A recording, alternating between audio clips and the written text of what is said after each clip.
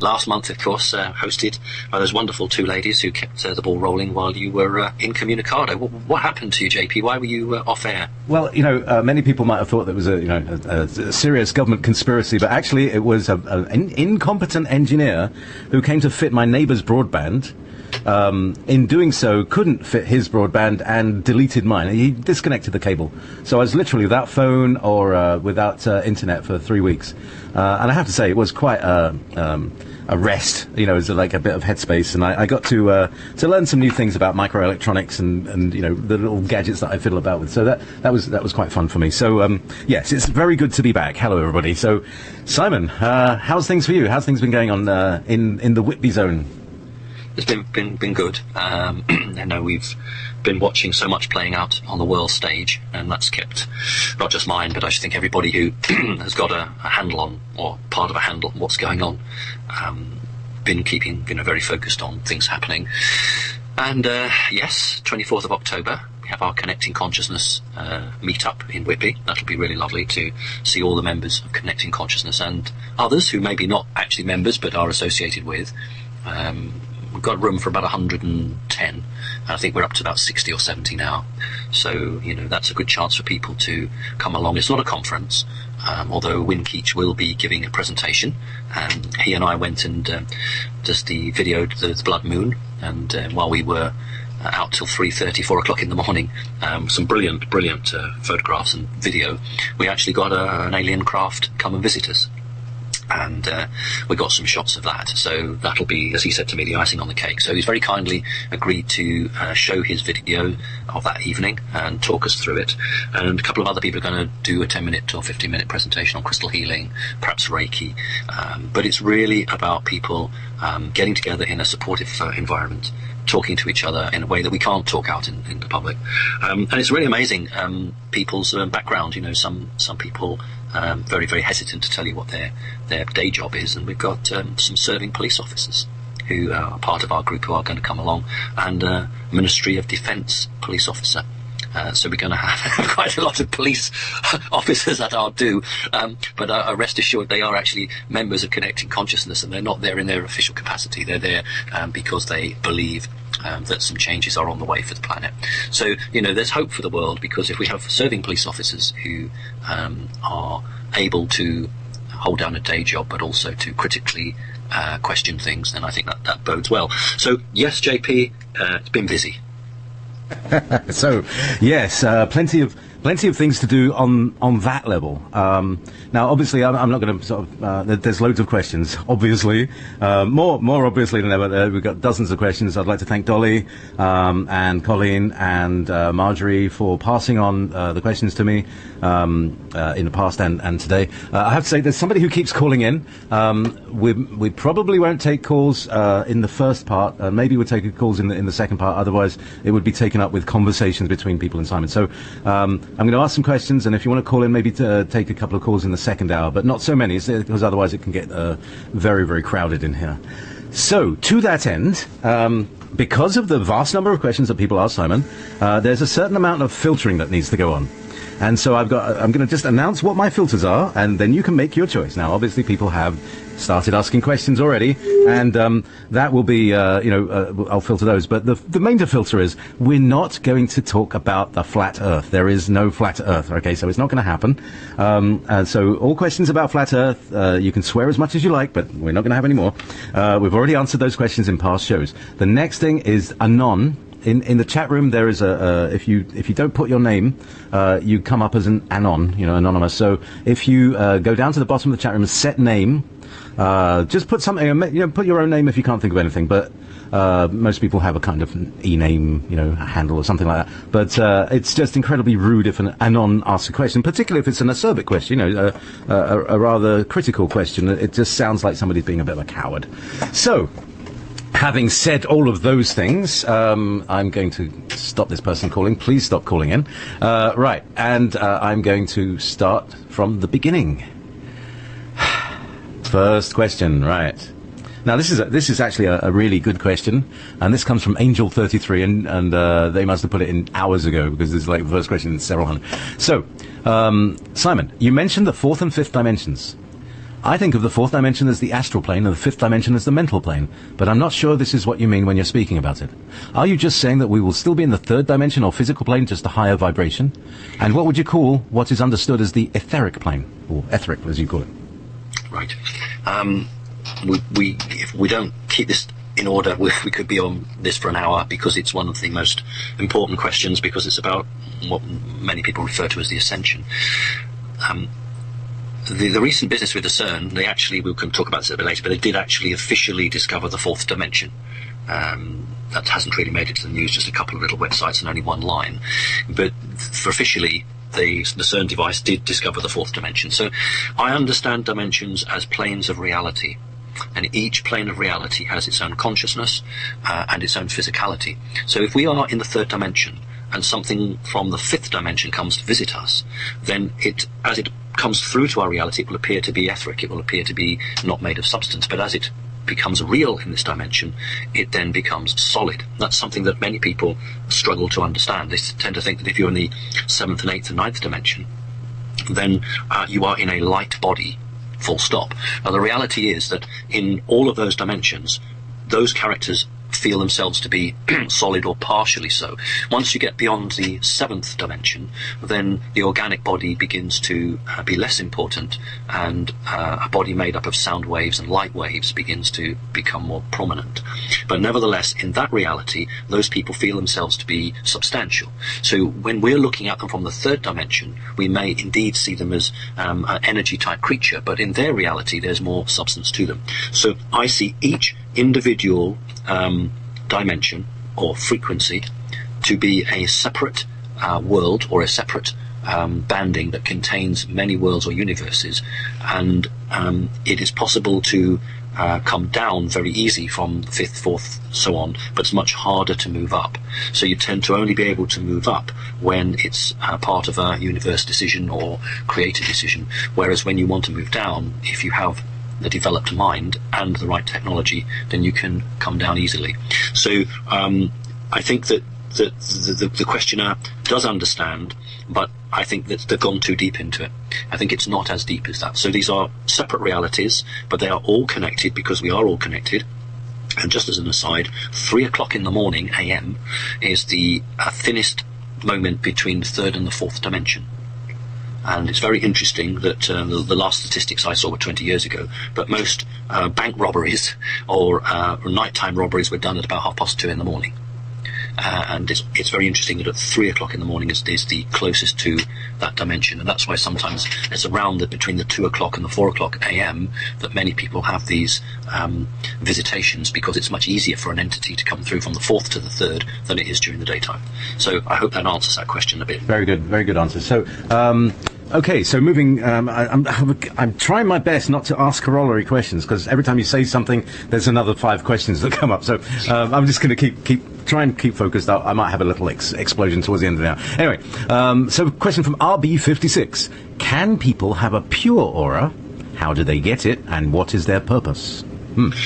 Right, all beings that are made by a divine source, whether you call that God or source or the great creator, they are pure. But when we incarnate into bodies, we then become tempted by material objects, or by our energy connection with those objects, which creates ego and other bits and pieces, which can begin to change a person. But the auric field is pure in the sense that it is created by source, but it can become contaminated. So if you are in the third dimension or the fourth dimension and you come into contact with demon energies, then the periphery of your auric field can become changed. And the best way I describe this when talking to people is to say, imagine a tub of ink, and you have a sponge. When you quickly dip the sponge into the ink, the sponge begins to absorb the ink, and the exterior of that part of the sponge takes on the ink and it moves inwards. So when a person has connection with that type of energy, that can happen. So you can begin to take on some of the frequency or the energy, and that translates into your mannerisms. So for instance, if you incarnate into a reptilian body and you do it many, many times, then you would begin to take on some of those aspects. So it's unintentional, but it occurs when your auric field begins to change on the periphery, not right through the core. And depending on what or who you're mixing with, that will depend on that happens. There are a number of implants which can be placed, energy implants, that doesn't actually change the field. It just affects or prevents communication of certain parts of information. But ultimately, if you are created source, then you are pure when you start. If you change, it's because you have interacted in an environment where you have made decisions that do not benefit other people. So that's what we call karma, yeah? So... Yep. Comes back to haunt you. Yeah, or bite you in the... So, now this is a question from Max of Steel. Is that Captain Max Steel? Let me know in the chat room. Hi, Captain. Hi, Simon. I'm in the Connecting Conscious group and I'm living in Canada, Quebec. Hey, my dad's house. There is a lot of black helicopters flying around since a couple of weeks. Do you know if anything is going on in this region? If yes, is there a link with the Pope announcement that started the New World Order? Thank you, Mr. Parks. Well, thank you. It's lovely to connect with people who are part of Connecting Consciousness, just as it is to connect with anybody. The important thing here is that, yes, the Pope, from their perspective, remember, they kicked off the New World Order. When the CERN device failed to operate, we just call him the leader of the reptile entity group on Earth, basically turned round to the elite ruling families. This was 3 weeks ago, and basically said, you're on your own. I've got enough worries on my own plate. And that meant that the human elite now, from their perspective, as they saw it, they had no choice but to kick off the New World Order. And anybody with an ounce of intelligence would wonder why the Pope, who doesn't speak for the Jews, who doesn't speak for the Hindus or the Muslims, indeed he only speaks for one arm of the Christian faith, why is he making worldwide pronouncements? And why is he doing it in the capital of America? Why is he not doing it in the United Nations? So we begin to understand that the Pope is the figurehead for the New World Order, and that he is, what seems on the face of it, bringing forward a very good program. Basically, we're terribly overpopulated, and we've got to do something. And global warming's not good. If you read between the lines, what he's basically saying is we need to kill 3/4 of you off, because we want this planet for ourselves. It's a lovely, beautiful planet, and we're fed up with all you lot on it. So that was the starting gun, and we've got between the 1st of November and sometime in March, when one hell of a false flag has got to be activated by them. That's their window of opportunity. And just to let people know that very, very senior military commanders in America sent secure communications to all their ground commanders, telling them that all their reserve, whether it's bullets or water bottles or band-aids, whatever it is, must all be up to 100% strength, and the cut-off date was the 1st of October.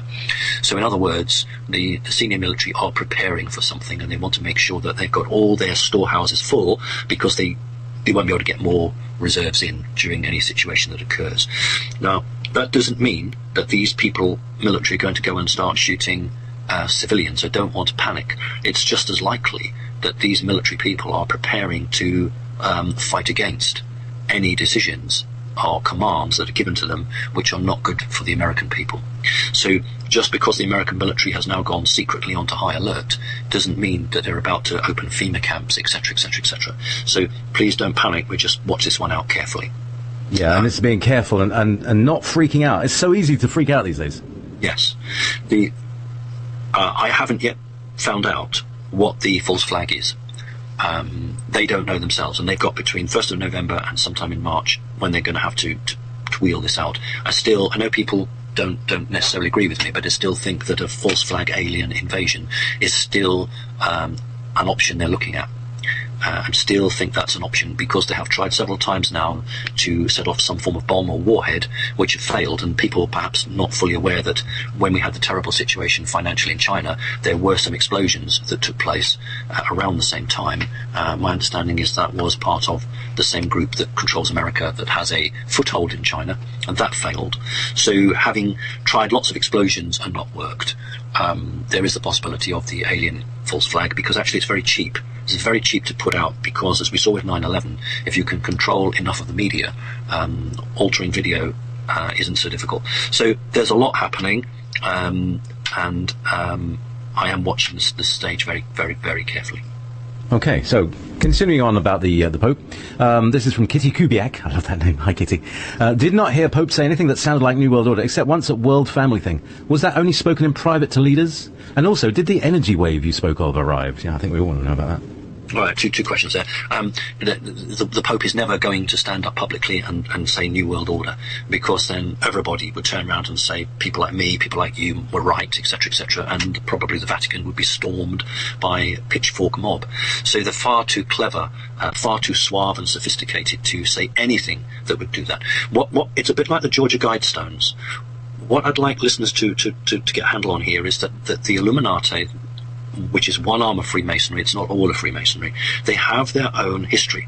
They have their own projected development to come. And what they had to do was have a figurehead like the Pope stand there and on the face of it say something that seemed pretty benign, pretty okay. As far as this arm of the Illuminati are concerned, they've given everyone their warning. You know, I've done presentation after presentation where I've shown through Hollywood how the public were alerted 5, 6, 7, 10 years before something happened. And the big one I showed, of course, was Terminator 2 Judgment Day, when there's a screenshot showing that the bridge is 9 foot 11 inches high. And that was 10 years before 9/11. So what the Pope is doing is he's following their orders, and their orders are that you have to alert the public. And he or she who has eyes to see or ears to hear will understand, but the vast majority of people who sadly are asleep won't see it. But from a karmic point of view, the Illuminati will turn around and say, well, we told you guys, the Pope stood up and told you we were going to kill 3/4 of you off. It's no good you moaning now. So that is the rule. Far too clever to tell you the truth. They just hide it. I think people use the word hiding it in plain sight. Okay. Okay, so your phone agrees. Hope so. Hannah Wald, 44. A lot of authors are talking about intention. Castaneda has mentioned it several times, and also the Russian author Vadim Zeland in his Trans-Surfing series mentions it a few times. Both of them are talking about two different kinds of intention, the external and internal intention. Internal intention is about your own importance and your wishes, but the external intention happens when mind and soul are one. Then we are back with the intention of God. Oh, wow, this is a really long question. Right, let me just crack in. On that. Yeah, go on, crack up. If all individuals stay separate and not connected, then people can be manipulated. Like my phone is agreeing with me. And that's one of the reasons that I did Connecting Consciousness, because if you bring people together and you have a shared value, then you can begin to create and change reality. So that no matter what is being presented from a negative aspect, then there is a counter aspect to that. And never mind Connecting Consciousness, there are small groups who have been going for yonks all over the planet, who are working together for the good of the planet. And this is the point, to harness individual intention for the good and use it within a group to project that, not just to send happiness and love, but to actually change something physical, or to ensure that something that's negative doesn't come to pass. So there are two sorts of intention. There's the intention of yourself and there's the intention of the group, but that means harnessing all that individual intention and focusing it. Okay. Marvelous, because it went on for several more pages. It does sound too confusing. And so, yeah, basically, what's talking about is like, if you've got an internal intention, like something for yourself, is that necessarily evil? Because it's people are concerned about service to self and service to others. If your intention is to feed yourself, then there's nothing evil about that. If your intention is to make profit, there's nothing evil in that. But if your intention is to be greedy and not to share with anybody, then that's wrong. So it's not about having thoughts or wishes that are about yourself. It's how does that impact on other people? So we should always ask ourselves, if I put this into effect, how will it impact on others? That's the nub, isn't it? Okay, so back to the other question, the wave. Yes. What about the wave? And I've been expecting a wave for bloody years. It's like, when's this ribbon coming? They saw it in the 1980s, and it was mentioned in the papers and everything, and then it disappeared amongst the flood of other information. So, what can you tell us about the wave, Simon? Right. Okay. Well, I'm always very, very careful about, Planet X or this asteroid or this meteorite. And I always said, well, no, it's not going to happen. But with the wave, I always said it would happen. But anyone who's been listening to me knows that every time I talk about this, I say, don't expect a volcano. Don't expect the earth to open up. You know, if you're listening to this, you are awakened. You're not one of the many, sadly, walking around asleep who only believe something happens when it physically comes up and, to use your parlance, JP, bites you on the ankle. I always said that this energy wave was an energetic wave. It was designed to break the status quo. We have been in a stalemate on this planet for probably now 2.5 years, where the reptilian energy has been holding back human development, and we are behind schedule. And so this wave was to kickstart and get the human ascension program, for want of a better word, moving. Now, many people felt I think many people thought they would have joy and they'd be skipping and laughing. Many people felt quite the opposite. And the reality is that energy wave has also challenged people. You know, we may think that we're all very spiritual or we're all very psychic, but sometimes we are, but we're not going down the road as we should. And so this energy wave affected every individual person in a unique way. So you couldn't just put 100 people up and they'd all put their hand up and say, oh yes, I felt this. It's not like attacking the CERN device. We all felt pretty awful when we did that. But with this energy wave, depending on that person's position in terms of their own unique development, it would do something to that. And some people felt very challenged. Some people felt that they were confused because some of the values they'd held, they suddenly felt they weren't right. Others felt absolutely relaxed. It was incredible, having spoken to a number of people. Many people felt that. Now, people who were unawake felt that the day went faster. That's some of the feedback I'm getting. So people who sadly don't listen to our show, just felt that the day went quicker. Where did that day go? And some of them felt cross or frustrated, or they started to lose their temper around the office. There was a lot of that. But for those people who have been studying the subject, meditating, questioning, trying to get to the bottom of things, this did have an effect on them. So I'm very positive about it, and it has actually broken the back, if I can use that word, of the stalemate, and the Ascension program is moving again. So that's positive, although the CERN device was reactivated, and all the other little CERN devices were reactivated as well, and they whacked them all up together. So they were attempting to hold that back, but we can have more of that later. Good. So that's a good one. Another question from Max of Steel. Simon, is it possible to know where we are in our DNA strands activation without a soul reading? How can we make a follow-up on ourselves? Thank you. That's a really good question. I don't know, because I just have a gift, as many people have gifts, and I can look at it and count them. I don't see colours of auras, but others do. So many different psychic people can see one thing, but they can't see another. All I can say is that if you are on 9 strands, 10 strands on the energy side, and you are doing your meditation, what you should notice is an increase in psychic ability. Now, the very first thing that you will find when you're developing is your ability to know when you're being lied to.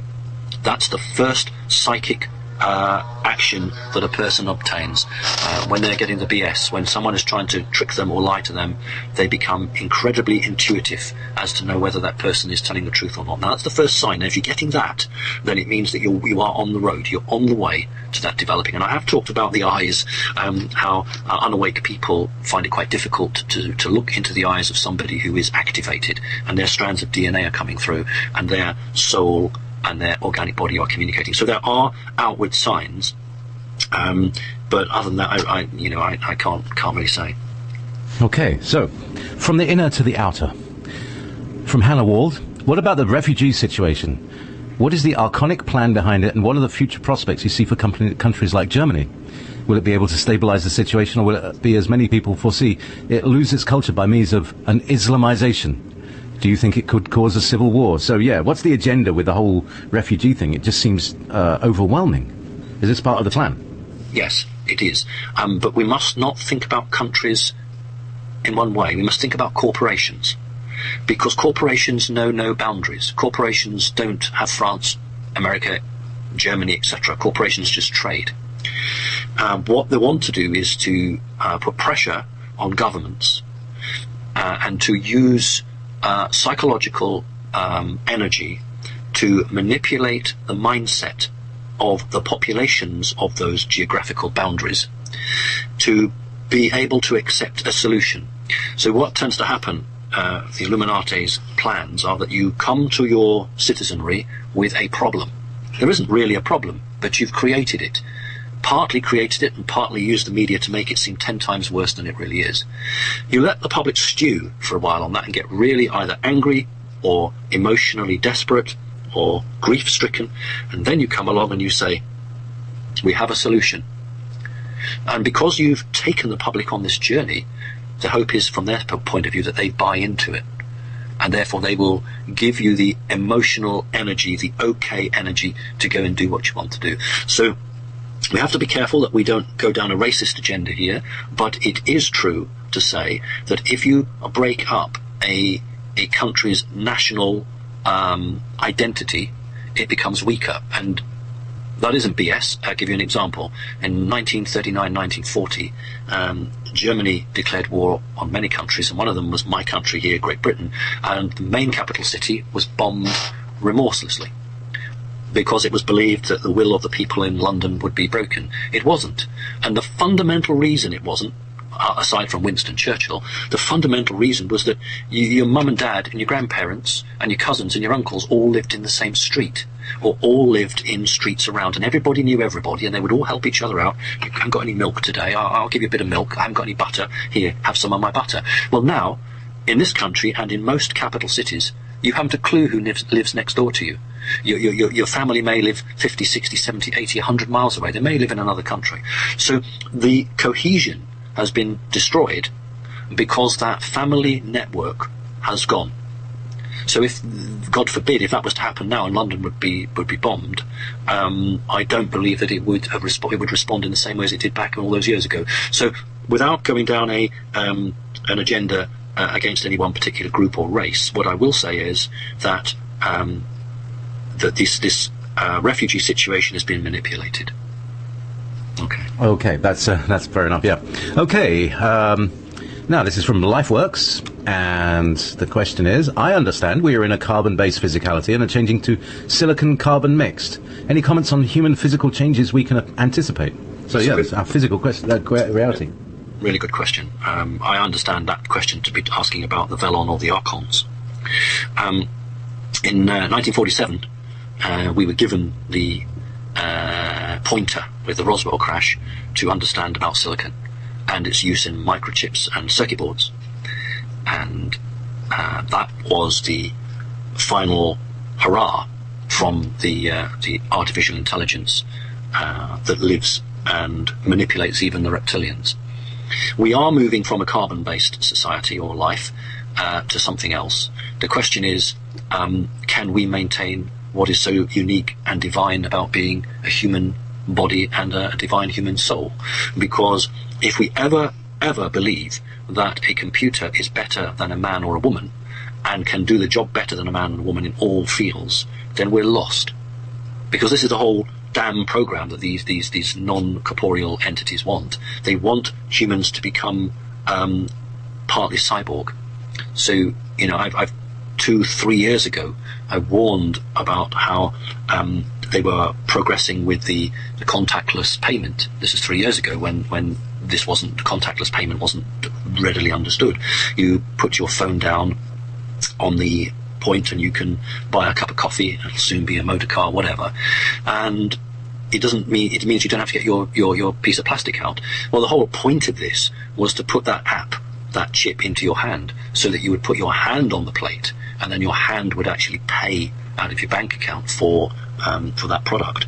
But they were held up because by now on their timeline we should all have been microchipped, and that hasn't happened for a number of reasons for the good. So whilst I don't have a problem with our technology advancing, I do have a problem if we are going to forget who we are, the divine nature of the human spirit, and if we become so robotized, then we're signing our own death warrant. I'll give you an example. 20 years ago, if I took 100 auto car drivers and gave them a map and said get from A to B, I should guess most of them would be able to do it. But now, if I took away their sat-nav, their navigational system, and gave them a map, I think most of them couldn't do it.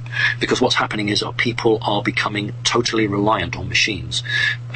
Most public don't understand that the food in the supermarket is ordered the night before it arrives. In other words, all the sales from that day are sent by the internet to that distributor, and that distributor loads up that lorry that night, and at 2 or 3 o'clock in the morning that lorry is sent out and arrives to unpack. Well, if you had a breakdown in that system, within 3 days there would be no food left in the supermarket, because people are now using technology and pushing it to the limit, and because it's about saving money. So I have great concerns about technology, not in itself, but how it's being used. So I'm sorry to have gone on long about, but that's actually quite important, because I believe that to be a Velon or Archon. Yes, and it's also something that's kind of close to my own heart. Like I was saying, I've been getting into microelectronics and messing about with this Arduino processor and what you can do with it, and making rainbow things, and it's lovely. But a lot of my friends are very into, being natural in the natural world, and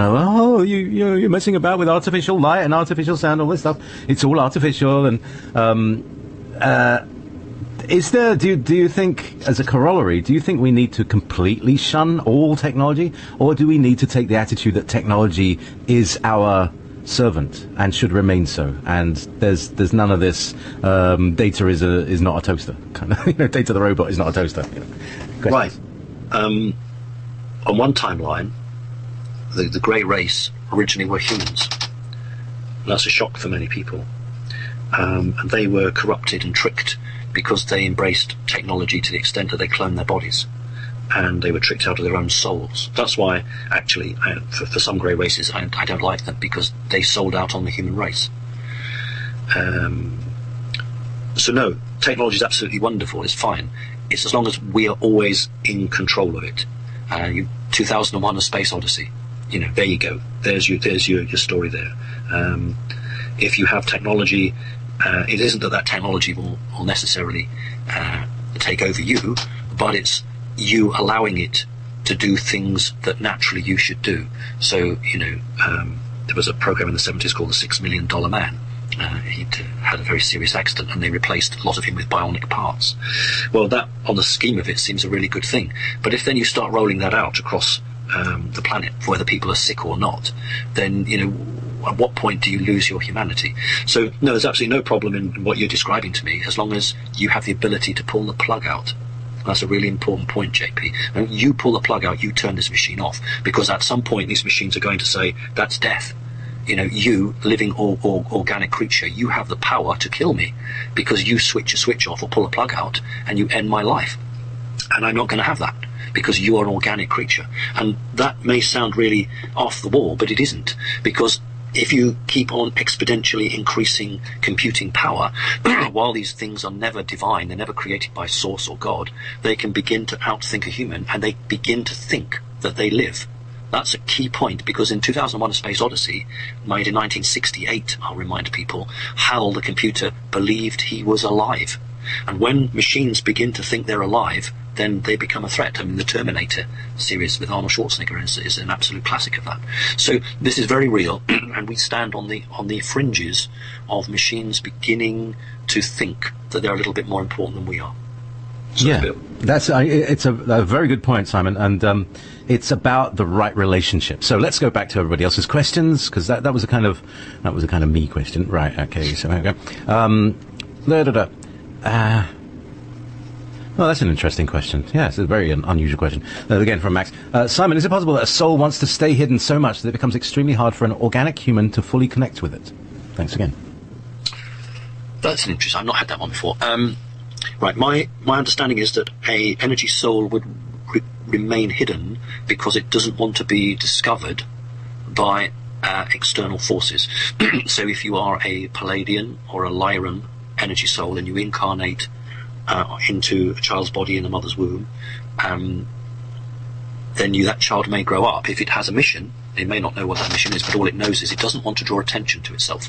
And what we find is that these star children or indigo kids are incarnating either in incredibly wealthy and powerful families who sounds odd, but they use their wealth and power to protect the child, or the child grows up in very ordinary, normal families which don't attract attention. Now, since January, and I've been consulting with lots of people, I've met 3 people who, when I scanned them, obviously with their permission, came back as void. That's a defense mechanism. So when black magicians, evil people, scan the human race looking for these gifted people, they are getting a no return signal. So a energy soul won't wish to hide, keep the body unaware of itself, unless it feels that in doing so, the organic part of that person can't be trusted. So in other words, if that person's going to go into scream shouts and refusal to accept who they are, then why would that energy soul wish to communicate with the brain? It's going to wait until that person's another 10 years older, and that person then is in a position to be able to understand and to work the communication out. But generally, if an energy soul is keeping its head down, it's doing so because it has a mission on this planet, and it's not yet ready to start that mission. So it'll appear to be just a very nondescript and unassuming sort of person. It will appear to be what I would call an earth human. An earth human is an energy soul made by God or source, divine, which comes here first. So it chooses to incarnate in a human body on planet Earth, and there's absolutely fine, there's nothing wrong with that, except that that energy soul arrives here on this planet with no prior experiences. So when it grows up in an organic body, it's bombarded with lies from the newspaper, from the television, from the music industry, from politicians, and it begins to be controlled through the organic body. But if you have incarnated in another frequency, in another dimension, and you come here and someone tries that trick on you, you say, hang on a minute, that doesn't sound right. So people who have incarnated in other galaxies, other dimensions, by the time they come here, they've got this safety net of a BS meter, basically. But if you come straight here, then you don't have that framework. So most people who are, quote, asleep on this planet are because they are Earth humans. Excellent. So, there we go. Right. Yes. Here's a good question from Shake Up. What is the difference between the force field that is keeping Anu trapped on Earth and the electromagnetic grid that is trapping our souls in order to recycle them? Right. Are there any other grids? Right. There is a grid, energy grid, but it was put there by Archon/Reptilian. Basically, the reptilians, through the Greys, maintain it. Although the main transmitter, to my understanding, was based on Saturn, because the rings of Saturn are not ice. The rings of Saturn are mineral and are an aerial frequency, you see. And there was a repeater station based on the other side of the moon. Now, our understanding is that has been disabled, or at least reduced in its activity. So any very, very powerful soul on Earth, when their physical body dies, has a reasonable chance now of breaking through this net. So the net was originally placed by Archon/Reptilian forces to keep the prison planet going. The reason that Anu and probably up to 200, no more, of his followers are trapped here is not because of an energy force field. It's because there is no viable portal off this planet to the fourth dimension. That's the big difference, and that's what the CERN device was about. In one way, was to open a portal between this world and the fourth dimension, so that the character that I refer to as Dad and his cohorts could make a run for it. Now, the scientists of CERN a couple of weeks back, 3 weeks back, did say that they punched a hole into the fourth dimension, and I believe them. They punched a hole approximately 0.8 millimeters in diameter. Now, that's not big enough to get a 9-foot reptilian through, but it is big enough to open a communication channel. So my understanding now is that there is a communication channel between this planet and not very helpful entities in the fourth dimension. So Anu and his gang are trapped here because there is no exit door available to them. And that is why they had 3 weeks ago or so, maybe a bit longer, they had a meeting with the elite bloodlines, human and part human, and said to them, you are on your own. We are going to look after ourselves now. And that's why we've got the New World Order kicking off. So it's not really that complicated, because one thing falls into another, but it is complicated in the sense that we now have a non-human entity, physical, reptilian, no longer directing and organising the organic humans, the elite.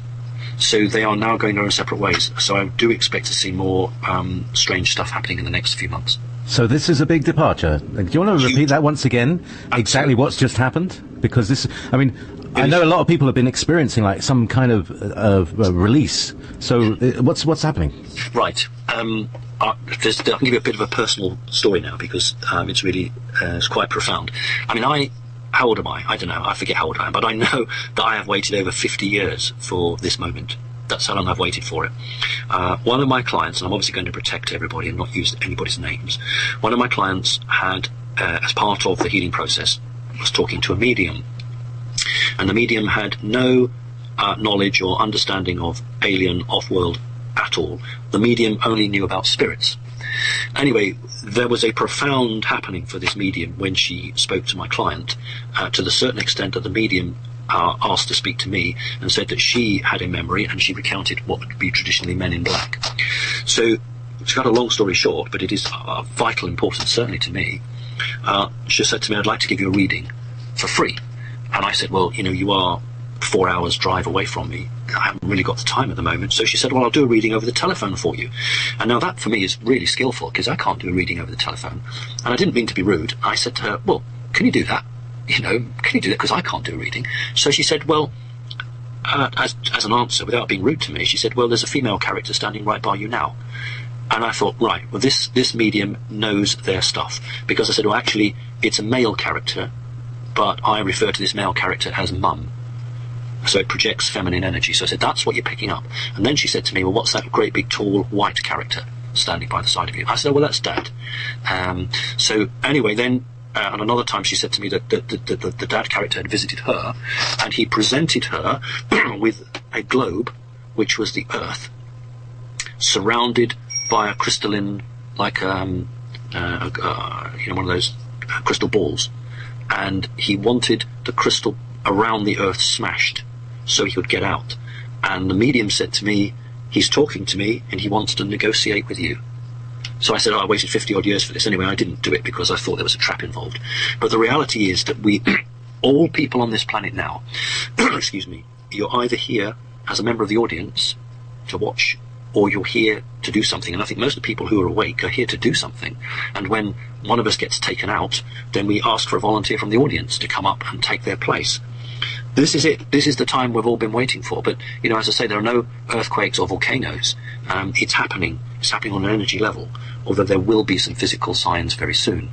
So all the things that we've read about or spoken about, this is the moment. It's occurring now. So in one way, it's quite exciting. And another way, it's quite thought-provoking. It's never scary, because we don't do scary, we don't do fear, but we do exciting, and we do thought-provoking. And we just need to make sure that we are all at our positions when we need to be. So that's from a personal level, and that's why I know that we are heading to some very exciting times. Indeed. So, sorry, I've just lost my place. I was just looking at the bottom of the question. Now I've lost my place at the top of the question. Here we go. Okay, here we go. That's it. Right. Okay. So, right. No, we're not going to address the shape of the planet. It's round. Deal with it. Okay, Simon. What was Anu doing on Earth, and when did he get here? And who is running Nibiru in his absence? Has he initiated contact with you, and what is he prepared to do? Okay, several questions. It's a flood of questions about Anu. And Simon, you mentioned Anu in the last show, and that he appeared to you, or that he was prepared to appear to you. Or what's the history? What is it? What you say? You've been waiting for this all your life. You've been training and growing and understanding. What is the situation with Anu? Can you tell us, sort of expand on the story a little bit for us? Thanks. The situation is desperate. What I've been waiting for is for him to come to the negotiating table. There is no place for any force, whether it's reptilian or whatever it is, if it thinks it's better than humanity. Humans have got to be in a position to share. Excuse me. The problem with the reptilians is that they believe that they are superior to just about every life form. They don't like mammalian life form. They don't like us because they see us as weakness. In other words, they haven't evolved for 200 million years. They don't need to. They've reached a position that, if you think about lizards on the Earth, some of them are 500 million years old. They didn't need to evolve because they reached the pinnacle of their point. But what they say is they don't see evolution on the mammal side as a positive. I do. I think that when a situation occurs on this planet, humans can adapt very quickly, and I see that as a strength. But until reptilians are prepared to accept humans on an equal basis, then we are always going to have this issue. Anu came here a long time ago. The key point was 250,000 years ago, when we would be pre-Adamic, and this version of humanity on the planet now was tweaked by Anu and his gang, or rather his geneticist working under his instruction. And ever since then, Anu's been hopping backward and forward from his planet back here. And then on one trip here, he got sealed up. A number did manage to leave, and there is a small grouping of reptilians who are left. So if anybody tells you they've all gone, I'm sorry, I don't agree with that. I do believe there's a small grouping left. And the reason that this planet was so interesting for them wasn't just because of the gold or anything like that. It was because of the DNA. Reptilians are the finest geneticists anywhere in the multiverse. That's what they trade with. They don't use money. They trade with genetics. And if people think, how do you do that? Well, if you are on a planet that's developing, you can trade them a honeybee, or you can then trade them a flower and say, oh, look, the bee and the flower work together. Or we can give you some genetics which will, instead of you dying when you're 100, you'll die when you're 300. Wouldn't that be good? So that's their form of exchange. And because humans originally contained 12 strands of DNA, this was what the reptilians wanted, because they don't have 12 strands of human DNA, and they wanted it, and they couldn't crack it. And they still haven't been able to crack it, and they must never crack it. And this is why they've had such a fascination, because people still don't understand that some of the things they take from humans enable these creatures to live longer over and above what they should be doing. So there's a lot of very unpleasant things that these creatures do, and they've got into a cycle where they're now dependent on it. Not just because it's a drug to them, but because it actually keeps them alive. It maintains their way of life. And so until they can change, and I've always said this, they can change their ceremony and their culture and redefine what they are as a race, then they're looking at going down to hell. Because unless you are prepared to be equal and share, you can't advance. I mean, if you go into the fourth dimension, this huge group of entities, their negative energy is so great that the bottom of the fourth dimension is actually falling backwards. It's bulging into our reality. And so if they're not careful, they will form a separate bubble, a separate dimensional world somewhere between the third and the fourth. Now, they're not stupid, and they've projected this. Thousands of years ago, they projected that humanity could advance, and they've done everything they can to prevent that advancement. And this is the 7th time we are at this position. So 6 times humanity has got to a point and then fallen backwards. But we got through that point on the 21st of December 2012, and that was the day their alarm bells rang, because finally the human race has got it together enough to push forward. And as soon as that happened, they were looking down the barrel of a gun. So they have to negotiate. Well, no, they don't. But if they were sensible, they'd negotiate and try and work something through, because if they don't, then they're just facing oblivion. So that's where we are with it. Wow. So this is a really important time, not just for humans, but this is a decisive time for the reptilians. Now, this fellow you call Daddy lives on planet or off planet, and has what relationship to the people? What relationship to Anu, for instance? I mean, and are they kind of related in any way? Well, exactly the same entity. But that is the name that he was known of at that time. Okay, so Anu and Daddy are a tall white being. Yes. Could you kind of characterize and describe this person? Sorry, JP. I know. It's like, tell us about your father. But, yeah, he's not my father. Obviously, he's not my. Yeah, Daddy. Yeah. But well, okay.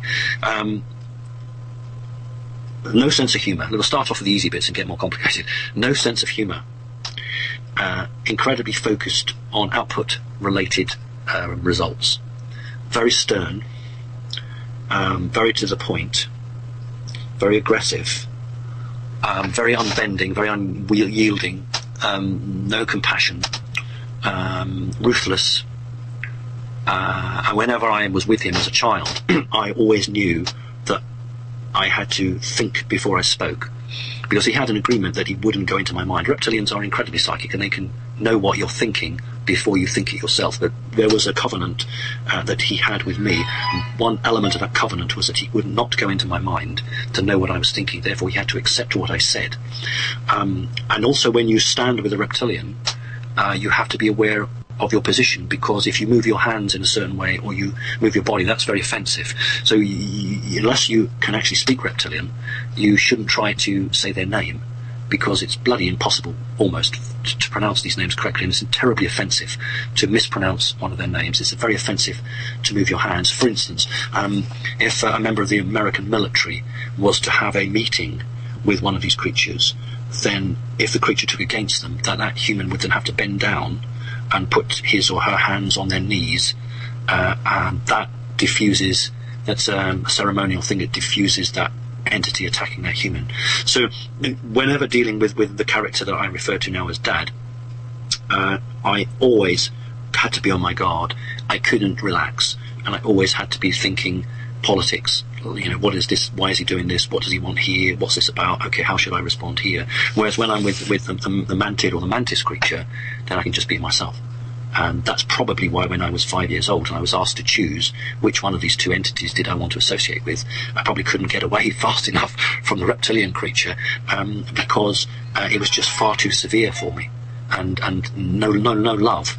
Unloving. It's very hard to think of a living creature, because Dad he has a divine soul. He is a living creature created by Source, but to be so formed by your millions of years of creation, to build your world on your past is negative. You see, the human race is an incredibly young race. We really are. I mean, people would say, "Oh no, we're millions of years old." Well, we are, but in terms of recent history and knowledge and development, we are an incredibly young race. You know, we have only had space travel for a very few years, whereas these entities have had space travel for a long time. So they have begun to believe only in the past, whereas the spirit of humanity is to forge forward and to create new opportunities. So I hope that I'll explain. It's very difficult because they're not human. We weren't born on this planet. They're not native to this planet. There's no human connection to them. And therefore, when you're dealing with something like that, you're dealing with something that's just not human, full stop. And it's very hard to try to communicate in English words or Earth words to somebody who's never met one of these creatures exactly what they're like. And I've done my best, but I fear that I've done a very poor job.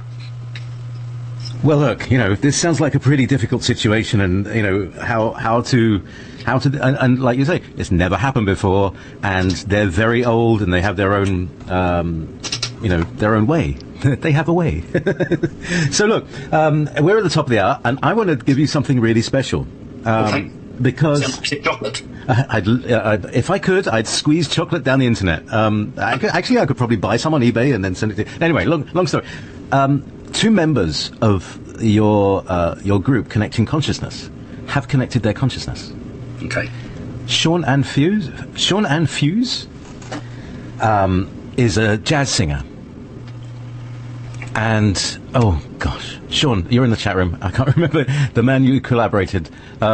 But this next tune that we're going to play is a collaboration between two Connecting Consciousness members. How lovely. And so I think this is a real treat. It's called The Knowing, and please, brother, forgive me. I can't remember your name. I'm not sure if it's Doug Auld. I don't think it's Doug. But I'll get your name in a minute. But here we go. This is called The Knowing.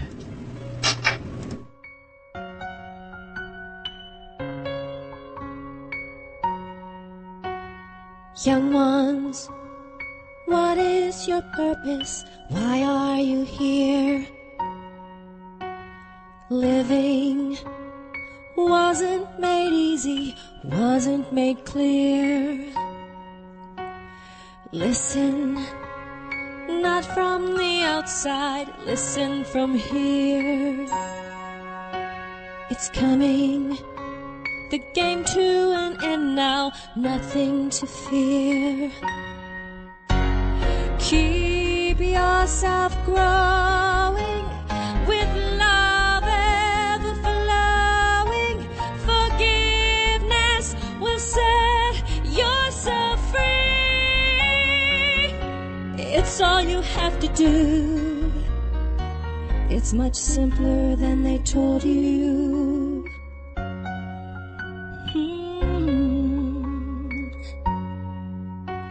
Remember, keep all together, work it all out. Laughter will lighten your days, so laugh it all out. Quiet, there's a time to be silent, so sit and be still. Playing, run fast with the wind till you had your fill. When sadness brings crying, there's no sense denying. Let crying empty your tears. It's all you have to do. It's just a door that you must pass through.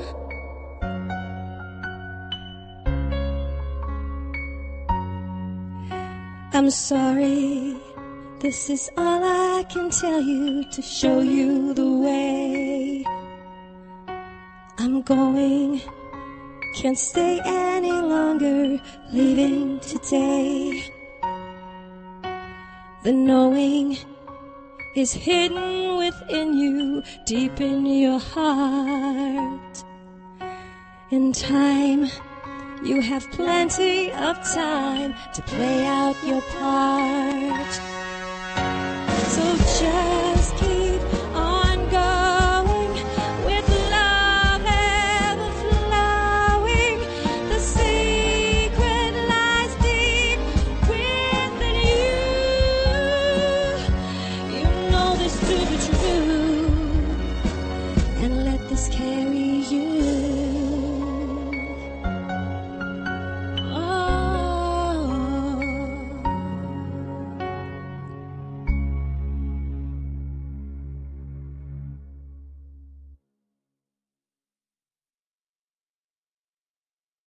And welcome back to Connecting Consciousness with Simon Parkes. Simon, just at the end of the break, I was talking about Doctor Who, and you know, we in our conversations over the last few months, we've been we often mention science fiction, and Doctor Who is one that you've not really gone into depth in our conversations, anyway, and. Do you want to talk a little bit about it? Because, you know, it's for you and I, I was born in 1961. I think you were born in 1960, weren't you? 59. 59. Okay, so we're more or less the same generation. And Doctor Who was, you know, it was the night of Kennedy's assassination. Doctor Who, it's like a hole in a dimension had been torn. And in fact, part of the Doctor Who lore is that there is a hole in the dimensions. You know, it comes over and over again. It features in the shows. Do you want to talk about Doctor Who for us for a wee while, please? Yeah, okay. Two elements. I didn't watch it as early as you did. Part of my controlled upbringing, I dealt with this in my early presentations. I haven't done it for about 3 or 4 years now, so it's people who can't find the earlier presentations won't know about it.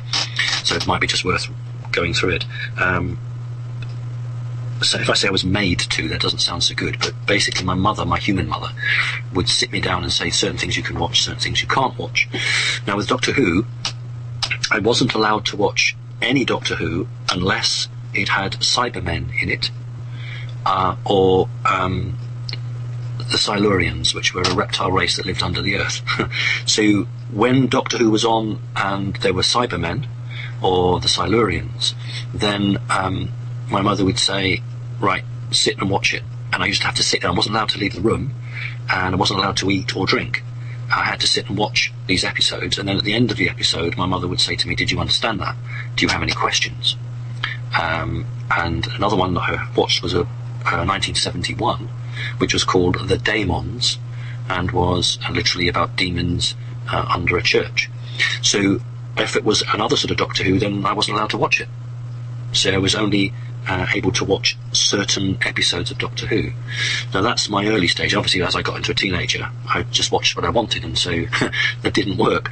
But that's quite important, because it was obviously part of a programme that my mother and whoever else were part of. That's why I talk about the Avengers, where I was originally required to watch the Avengers with John Steed and Emma Peel, and told, that's your ideal female.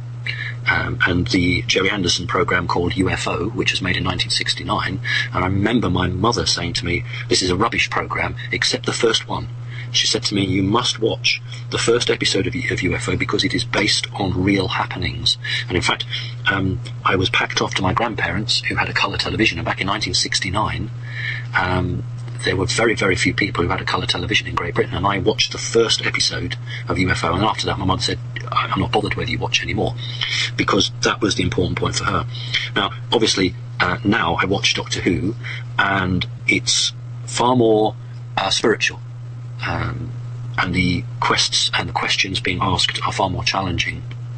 And what we're having is where the Doctor is being continually faced by a moral dilemma, which did happen in the past, but this is almost regularly now. And these dilemmas are very close to some of the dilemmas that we are facing on this planet, or we are facing as individuals. And I do believe that the writers of many of these Doctor Who stories now are connecting with energies and are putting into media some of their own understandings of what's happened in the past and what's happening in the future. Just as people with the Star Trek or Stargate or what have you, it's a fantastic opportunity for somebody who has connected and can connect with outside forces, whatever they may be, to give a heads up to the audience, because not all of these directors are controlled by the negative elite. We have to remember that many of these people are trying to walk a tightrope. They know they can't come out and be too honest, because they'll never make a film again under this regime, but they push the boundaries and they try to alert people. So I think that Doctor Who is a classic example of some very gifted writers who are very positive in their outlook and are trying to get a message across to the audience. So I hope that's an answer there. That's a very good answer, and thank you, because it does bring a lot of the questions like, why do I love this series? Why did I glue myself to the telly when I was a kid? To the almost exclusion of my family, that this seemed to be more real than the life I was living. Yet, like most mothers would say, oh, what are you watching that rubbish for? Put on Coronation Street, that's about real bit. All right, okay, Mum. Anyway, which all, that's another psyop. Anyhow, let's get back to the questions. And, I think it's Doug Auld. And if it's not Doug Auld, I'm very sorry, and I'll correct it. But, a very beautiful song, and that's going to go on the YouTube as well. So, you'll get a bit of so Shaunann Fewz, SHAUNEANNFEUZ, and Doug Auld, AULD. So we'll be hearing some more from them. Certainly some more tunes from Sean later on this evening as I go through the breaks.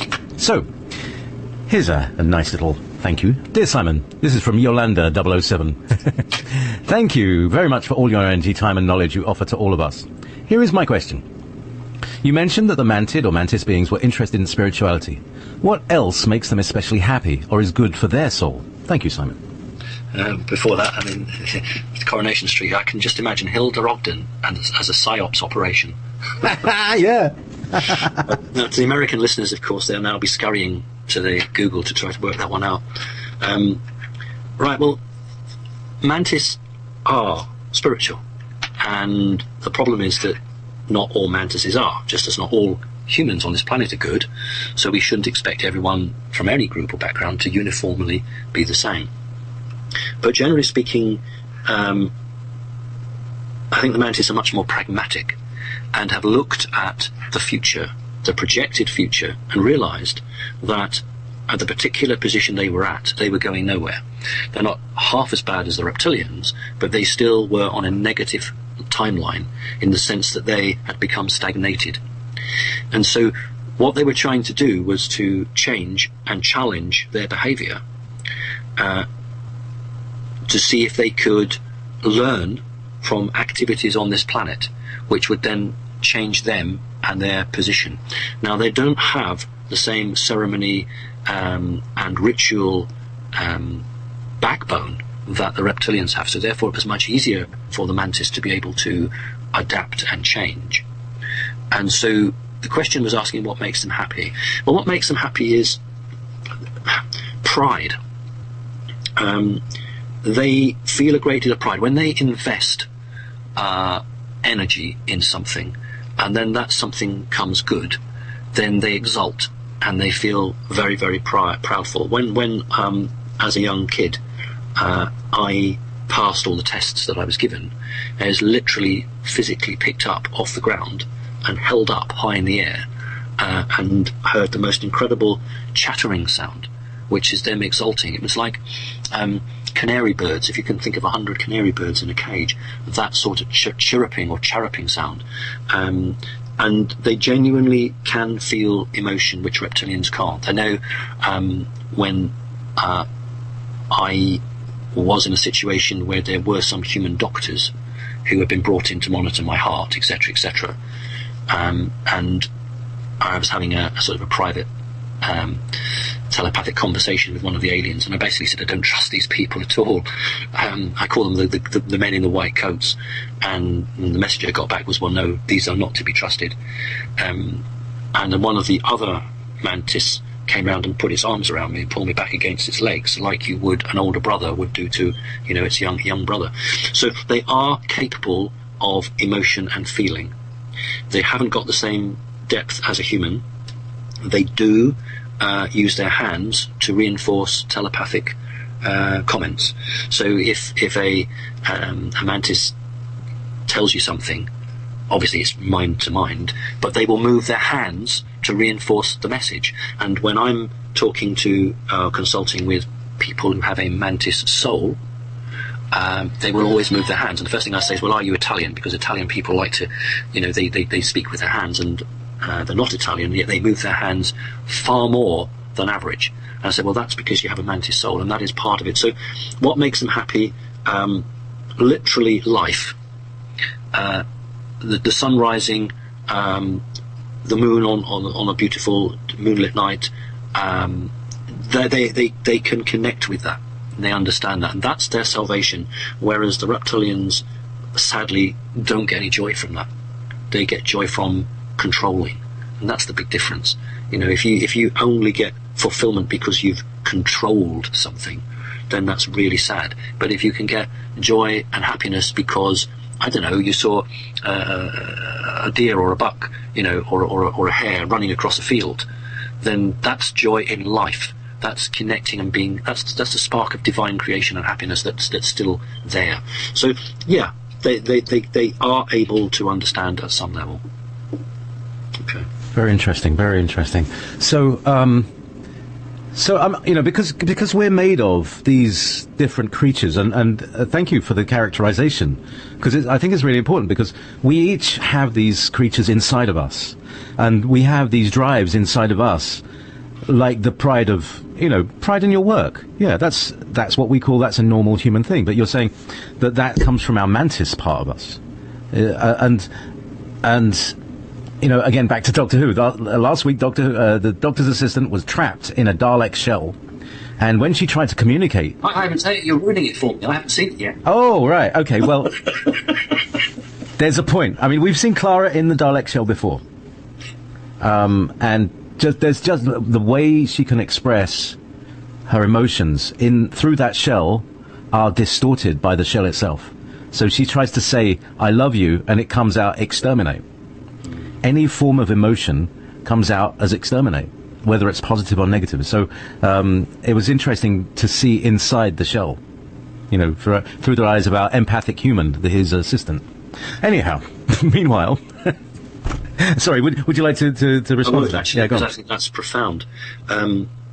It would immediately make me wonder whether the person who wrote that has experience of reptilian entities, because this is what I've been trying to say, that when you are a prisoner of your history and your culture and your ceremony and your ritual, anything and everything you try to express becomes reduced to the lowest denominator of your past. In other words, well, that's not allowed because we've never done it before.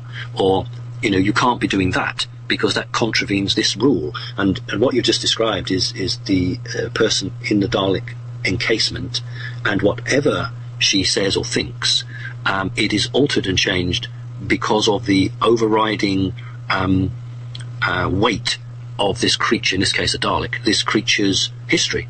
And it just comes out as hate all the time, and that's a very, very, very close situation, and that's why these reptilian creatures have got to change their history and the way they connect with their history. Otherwise, they will just end up like a Dalek. So no, that's profound. I really will watch that one.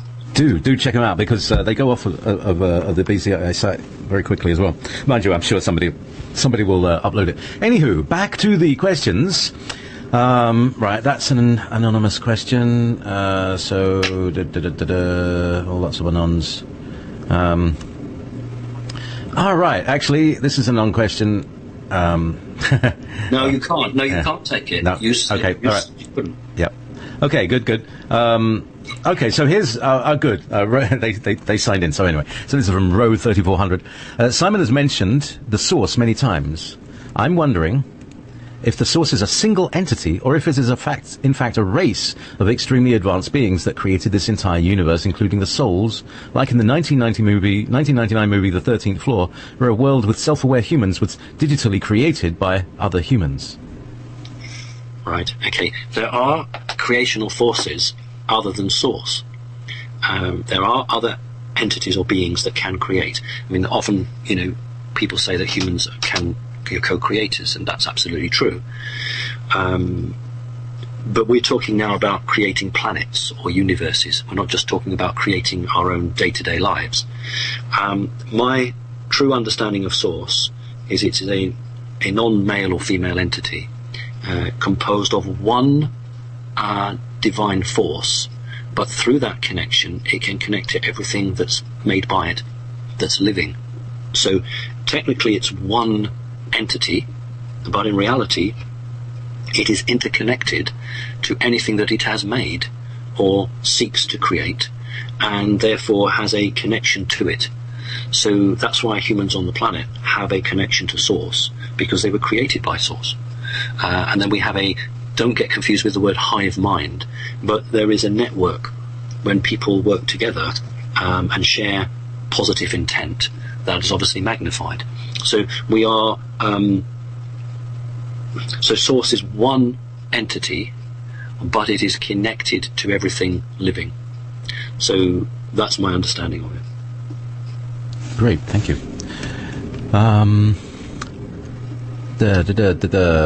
All right, okay, the Pope. There's some Pope quiz. Let's do some Pope New World Order. Right. Can Simon offer an explanation as to why the Pope didn't talk about vitamins in his public speeches during his time in America? Did the Pope talk about them at all? What's Agenda 2030 and stuff? With New World Order, Pope. What's the latest news that out of that camp? And we did mention it a little bit earlier, but I can talk about vitamins. Was a question they brought out. Yeah. 15 years ago, a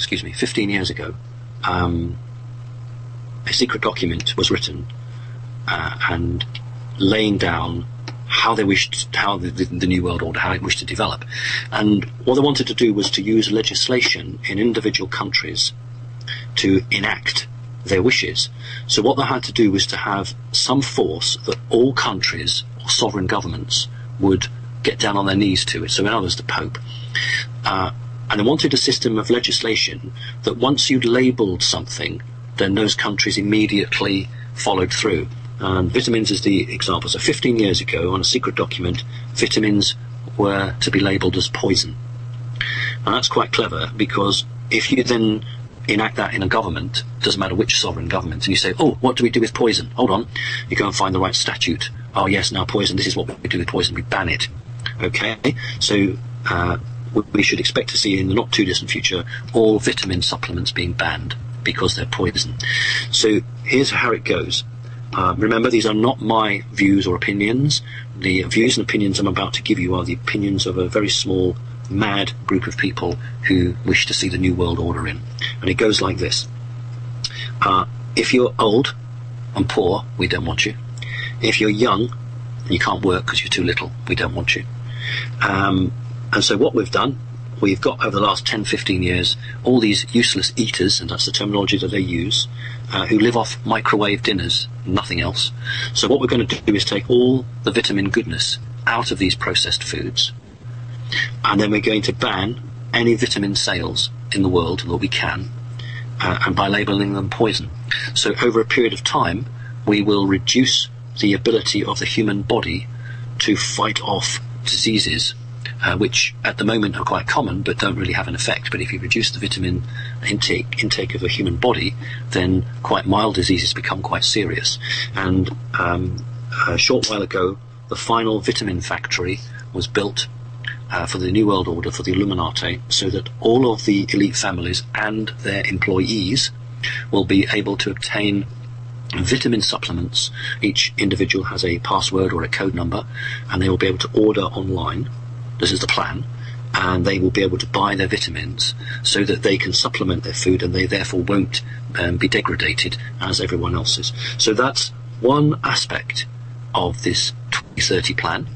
And it goes back 15 years to a secret document that was drawn up, and indeed about 6 weeks ago, and I forget whether it was the Times newspaper, but there was an article there, and Cameron, the British Prime Minister, was talking, and some of the things that he was reported to have said by the journalist, I knew had appeared on that secret document 15 years ago. So therefore I know that he is being primed from Great Britain's point of view to start pushing through some of these points. Another thing that appeared on this document, is continually being updated, is that all alternative media news sites are to be labelled as terrorist sites.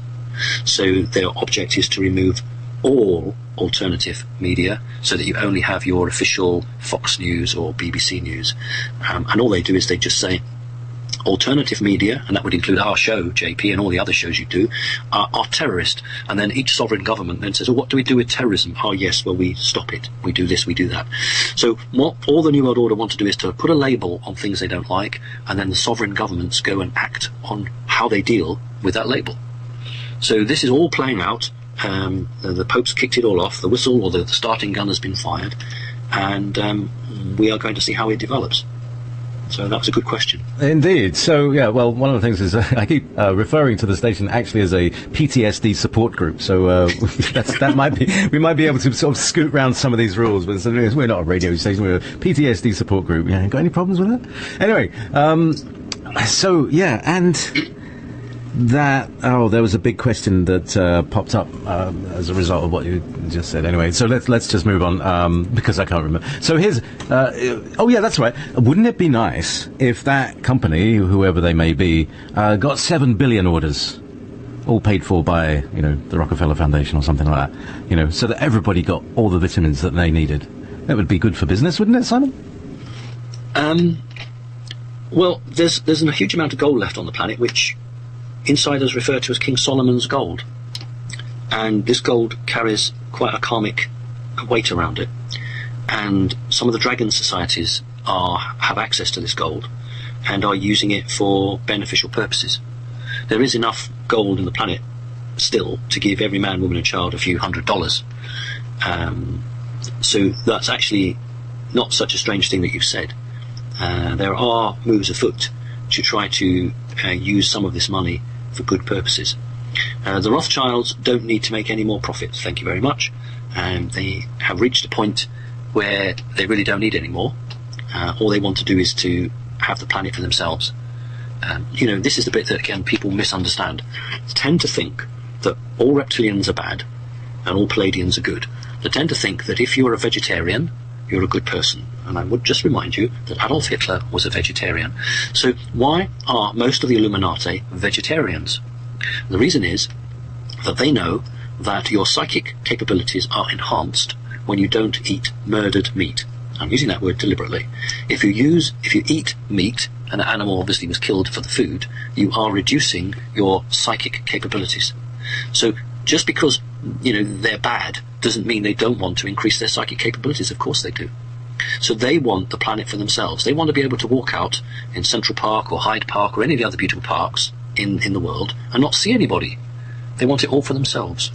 So this is the thinking. This is how it all came about. This beautiful planet, we don't want to share it with the ordinary people. We want to get rid of them, and then we can just have it all to ourselves. And that's why I've always said I don't like greed, because that's what it is, not being prepared to share. So is it that they'll eventually get to a planet where they do have the place all to themselves? No, what they'll have is an underground bunker all to themselves, JP. Lovely. Just like... A nice little tin. Exactly. Well, you see, on another timeline, that's exactly what happened. They created Armageddon. This is another timeline on Earth. They created Armageddon, and just as H.G. Wells, who wrote the Time Machine in 1895, H.G. Wells was a member of the Illuminati, and in 1895 he wrote a book called The Time Machine. Please read it, because that is exactly where we are now. In the Time Machine, the human race splits into two groups: those that go and live underground in secure bunkers, and the rest of the people who are chucked off up on top of the planet to die off. But in one timeline, what happens is that the human species becomes greys, and these are the ones underground in their bunker, hence you can see the connection with the Illuminati. And the residual humans who are left on the planet, expecting them to all die off, they don't. They became Nordics. That's on one timeline. So we are all interconnected. What happens on one timeline can happen on another timeline. It's incredibly fascinating, because time is not linear. We only see it's linear because we're on this third-dimensional place. Outside of it, you can see that time is either a loop or an H shape or a circle. In other words, it comes back on itself. And at the moment, we don't have a concept on this planet. We have time as a one line. You leave it behind you and you never see it again. You know, I remember in primary school, you'd have on the bottom of the book, it would say Stone Age, 1 million years BC, and then the line would come straight through to, man to the moon. And this is how time is, portrayed. And it isn't correct. Anyway, that's that. That would be a very interesting, a kind of group summit or something. What is the true Earth history? Everybody's got their own stories, and I'd like to bring that together one day to maybe have a few speakers giving their different stories and in the same thing, and maybe have a discussion after that. Okay, so Syria is a desperate situation, and how come nobody's coming in and saying stop this? Does it have to play out like this? No, it doesn't. It only happens because human consciousness is letting it happen. As usual, the elite who control the levers of power, physical levers of power, are playing out a game between themselves, where you've got Assad, who is pro-Russian, and you've got the rebel groups, which are funded by America, largely, trying to overturn Assad because they don't want Russia to have a foothold in the Middle East, because you see America and Israel are very closely connected, and Syria, of course, now is becoming very pro-Russian. So what we're seeing is ordinary poor people being used in a game by power-playing madmen, and it's the same old story. Whenever you see refugees, this is the product. This is what you get when you get people who are greedy or who make rules and laws that have no interest in the common man or woman and are only interested in their own survival and their own greed.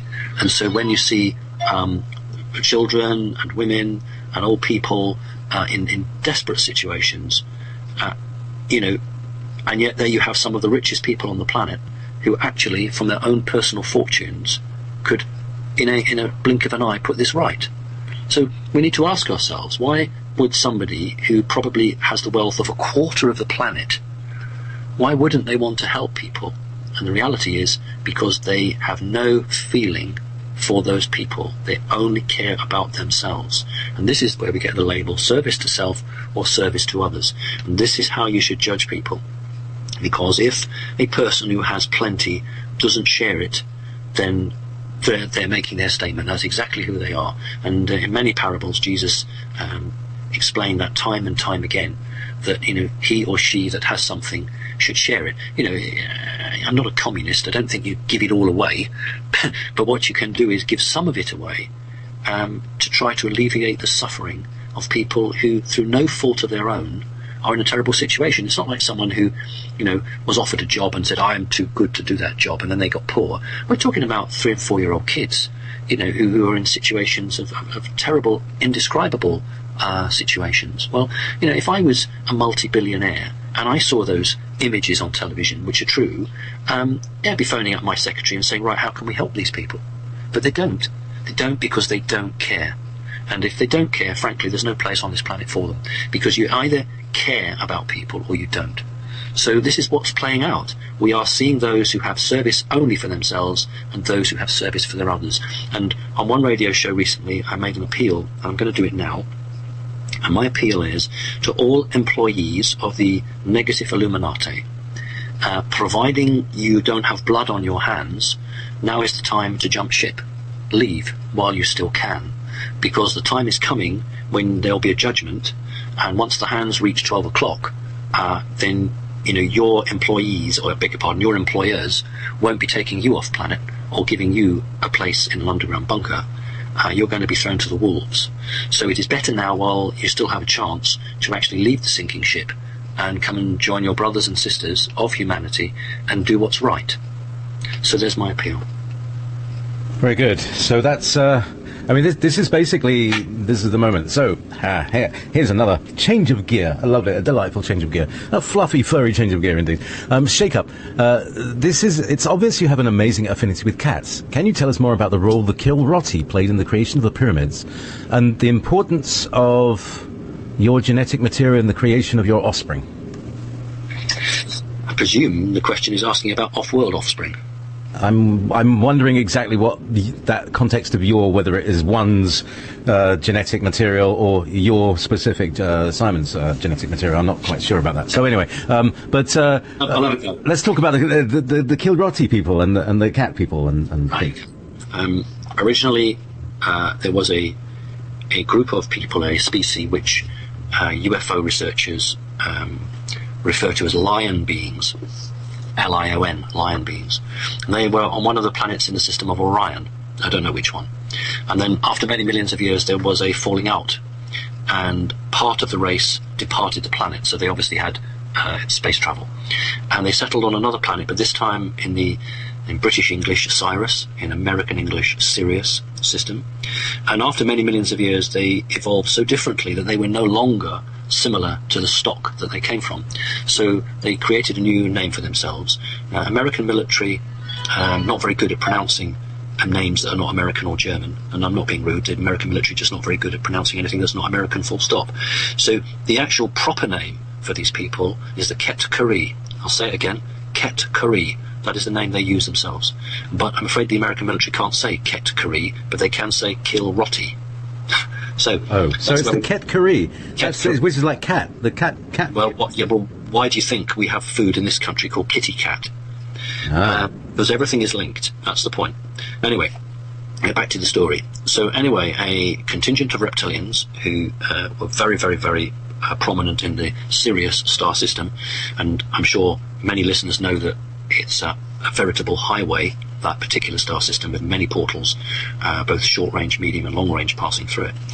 And they commissioned a group of these Ket-Kari to undertake some building work in what we now know as ancient Egypt or Cairo. An Egyptologist will point to many of the statues and carvings in Egypt of cat-like beings and say, that's a man with a mask on, of a cat face. And I prefer to say that the guy or woman 2, 3, 4, 5, 10, 15,000 years ago who carved that was trying to send a message saying these creatures had a hand in the building of this pyramid. And if you notice, often in these carvings of a procession, these creatures are at the front, and that's very, very suggestive. So the pyramid shape, these creatures had a hand in that. They also are connected with the face on Mars, which is a lot older, and the pyramid shapes on Mars as well. There's no, there's a reason why there are pyramids on Mars and on Earth. Don't forget also in the Mayan and the Aztec cultures there are pyramids, and many other places. Okay, genetics. The Ket-Kari don't have single children. They always have twins, and that's not really widely known. And I couldn't tell you why that is, but that's genetically when a female gets pregnant. Cats have litters, don't they? Well, they do on this planet. But the aliens we're talking about always have two twins. Interesting. And of course, when I went public with my story about association with alien creatures, that was the one topic that the media went and grabbed on. many people have had their genetics taken from them and had that used to create hybrids. And this is the hybrid program. It isn't just the Greys that do the hybrid program. Humans have the capability of having 12 strands of DNA. And that means there are 12 separate star families out there in the many dimensions who can all trace a link to humanity. That means there are 12 different groups that are compatible with humans. So when through the 50s, 60s, 70s and so on, people talk about fraternization with aliens, it isn't so incredibly strange, because you only have to look at the Bible, where it says that, it doesn't use the word God, it uses gods, took human women. So right back from the days of the Bible, it was confirmed that off-world entities were basically taking human females, and then hybrids were being formed. So this isn't a new thing. The question is, what's the purpose? If the purpose is to celebrate life, then that's fine. But if the purpose is to try to subvert the human race or subvert something, then that's not fine. So the question always, for me, was not it happening, but what's its purpose? And so that, I think, is perhaps a debate for another show. Good. Wow, excellent. So, the Cat-Carii. And they described as kind of tall, proud-looking, long-haired, but are their faces more like like us? Are they hairy? Do they have beards, noses, stuff like that? Or are they very much more lion-like? And do they have hands or paws? I mean, sorry, I'm really curious about those people. Not too many women have beards. I know one or two, but let's not go there. Anyway. Right. But you did say like us. That's what confused me, JP. Yeah, well, I've got a long beard, Right, what on earth was your question again? Oh, I'm saying, do they have paws or hands? Right. It's a serious question, believe it or not, because when these creatures appeared, there's, as usual, a mass panic. And so what they did was they went into people's minds, they projected, so the person, the contactee, actually saw them as much more cat-like. And what these entities found was that when the human saw them as a cat, they became calmer and could converse with them. So when a researcher talks to a contactee, he or she describes very much a pussycat-like face with two pointy ears and whiskers and cat-like face. I'm sorry to tell you, that's not what they look like. That is a mental projection that they project into the contactee's mind to prevent the contactee freaking out. And what these entities look like, they have their hair is always parted in the middle, and they have very long hair, and hence it's like a lion's mane. Now, human ears, the middle bit of your ear is sort of in line with your eye, probably just a bit below your eye. But their ears are a good half an inch, maybe 3/4 of an inch higher up their head. So it looks to a human as if they're a bit cat-like, because they've got the hair parted down the middle, a long mane, and their ears are incredibly odd, higher up on their head. So they're not like pussycat ears, but they're certainly not like human ears. They are very muscular and they're very strong. A female Cat-Carii is probably between 3 and 5 times stronger than a man. Incredibly strong. They have a very simple hierarchical structure. They have a royal family and everybody else. But to prevent a rebellion or a revolt by the peasants, they created a third tier. They created a middle class. And this middle class are those who serve the royal family. So you have everyone at the bottom, then you have a band in the middle of people who have jobs serving the royalty, and then you have the royalty. So they're not evolved, they're fourth dimensional, and they need to get away from that. But nevertheless, that's what they are. They have incredible history with humans, and being fourth dimensional, they understand people quite well. It's just this silly concept of time we have here. We're running out of time, JP, so we should do some more questions. So indeed, yes. Now, and I think this is another beautiful question. Lyran Lady 777. It seems to me one of the greatest assets we have is the human emotion, and not a curse or to be conquered. Why were we created with emotions, and what would be the best way to honour our emotions, and how do our emotions connect to our soul? I think that's a brilliant question. Not surprising, because the persons call themselves Lyra, and as far as I'm concerned, Lyra was the birthplace of the human condition. And Lyran people are some of the most spiritual people on the planet. We as a race were created with this because we asked for it. We wanted a challenge, we wanted to develop, we wanted to have the chance to be something beyond our flesh and blood. And well, I mean, you think of a cat or a dog, they don't have that. They are a divine creature and they have a soul, but they don't have that ultimate top part to it. And we do, which means both good and bad. Bad in the sense that, well, it's not bad because it's divinely created, but bad because humans can make it bad. That if it's used incorrectly, it can create the most terrible harm, which we've seen and we've just been talking about. But when used properly and for the good, it could move on not just this planet, but the ripple effect could have a wonderful effect on many, many planets in many dimensions. So we have been given this because the human spirit is one of the most important living creatures anywhere in the multiverse. And that's why, it's so wrong to be oppressed by anything, but particularly by a reptilian, because a reptilian doesn't have any of the spirituality that a human does. And the reality, of course, is that humans are far more capable than reptilians. So we are in this position because we chose to be in this position. We wish to learn and we wish to develop. And because humans are special. So that's my answer. Humans are special. Very interesting. We're talking about these character. You've been giving some good pictures of the character of these races. Are the Kedkari one of the 12 that constitute our DNA strands? And so when you're talking about these different characteristics, these are the strands that we activate, and these are the talents that we have, yet also these tendencies to fall into, like you're saying, to fall into caste systems, yes, like the Kedkari, or to be over-attached to our dominance and control, like the reptilians.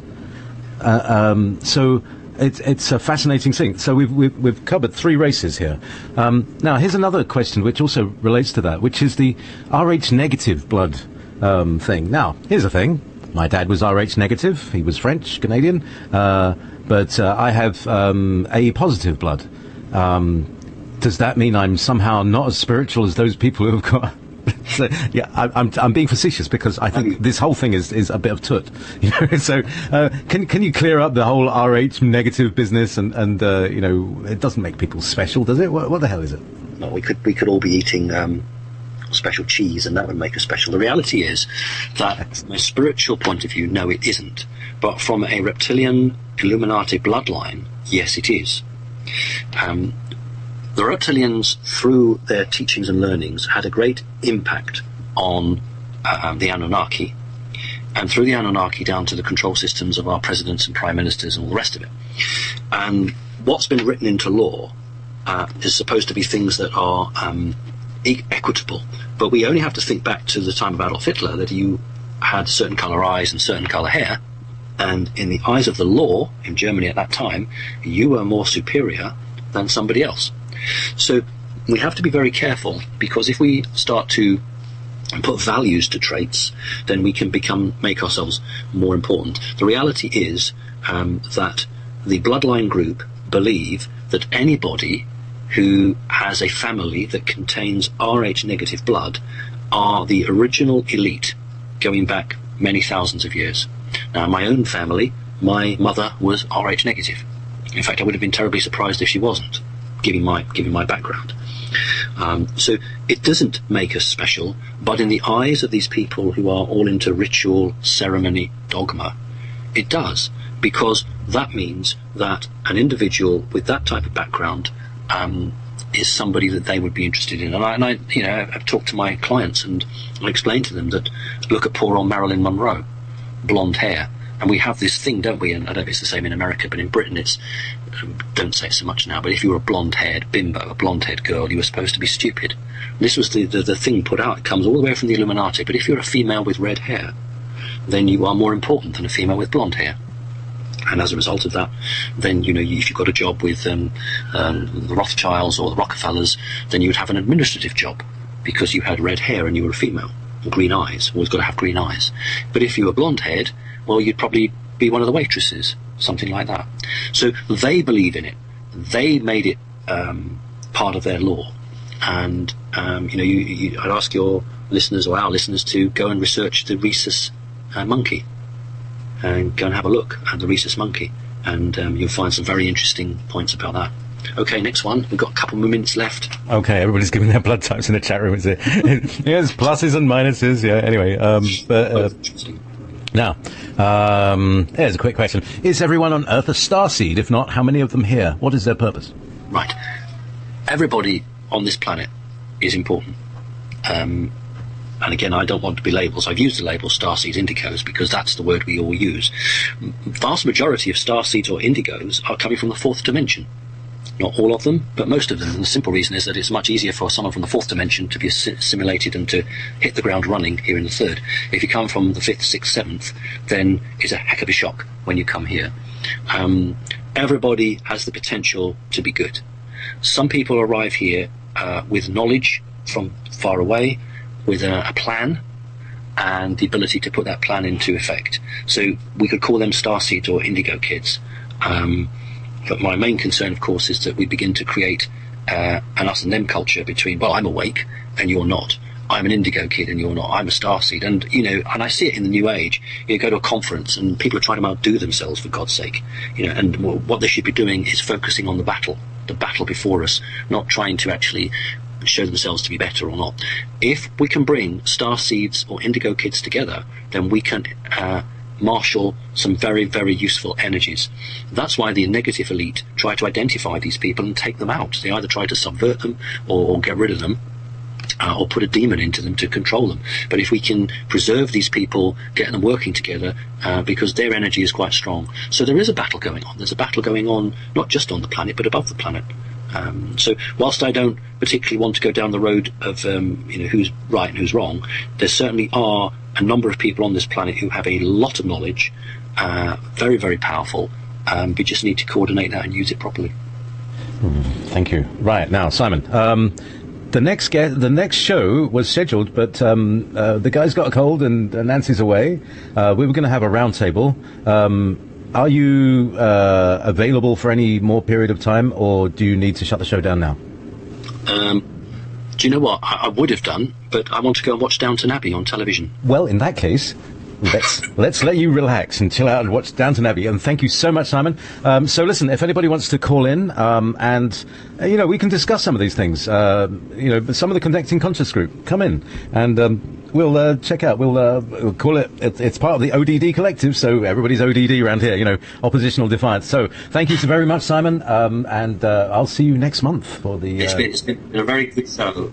Some really good questions. You know what, JP? The questions get more and more profound each month. Don't know.